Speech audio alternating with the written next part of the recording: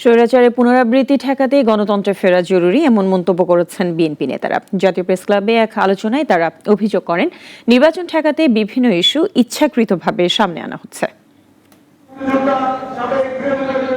বিগত ফ্যাসিস্ট সরকারের আমলে বিএনপি নেতাকর্মীদের উপর যে অত্যাচার নির্যাতন চালানো হয়েছিল, এর প্রতিবাদে আয়োজন করা হয় প্রতিবাদ সভা।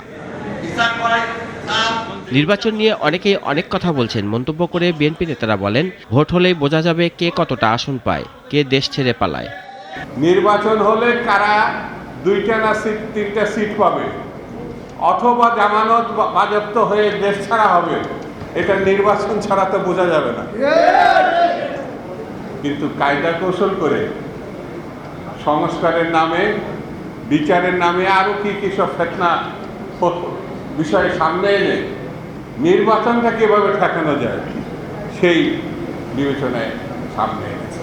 আমার সন্তান কিংবা আমার সন্তানের পরবর্তী প্রজন্ম যদি এখনই মুরব্বীদের মতো কথা বলেন, এটা বেমানান। দয়া করে একটু সংযত হন। গণতন্ত্রের স্বার্থে, সর্বদলীয় মতামতকে গ্রাহ্য করার স্বার্থে এবং জাতীয় একটা নতুন রাজনৈতিক বন্দোবস্তের দিকে আমরা যখন যাচ্ছি, সেইটাকে দয়া করে কেউ বাধাগ্রস্ত করবেন না। এদিকে নয়াপল্টনে এক দোয়া মাহফিল অনুষ্ঠানে বিএনপি নেতারা বলেন, তাদের দল সংস্কারের পক্ষে। তবে জুলাই সনদ সংবিধানের মূলনীতির মধ্যে কেন নিতে হবে এমন প্রশ্নও করেন তারা। সমাজ এবং রাষ্ট্রে যখন যেটা প্রয়োজন মনে হবে গণতন্ত্রের স্বার্থে, রাষ্ট্রের স্বার্থে, জনগণের স্বার্থে, তখনই সংস্কার করে সেই আইন প্রণয়ন হবে। এটাই তো গণতান্ত্রিক সংবিধানের নিয়ম।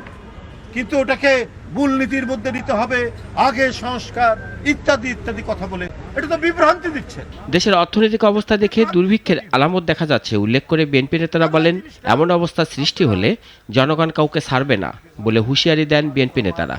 এবং যার উদ্দেশ্যে আজকে রাশেদুল কাদির, নাগরিক, ঢাকা। আমাদের সেই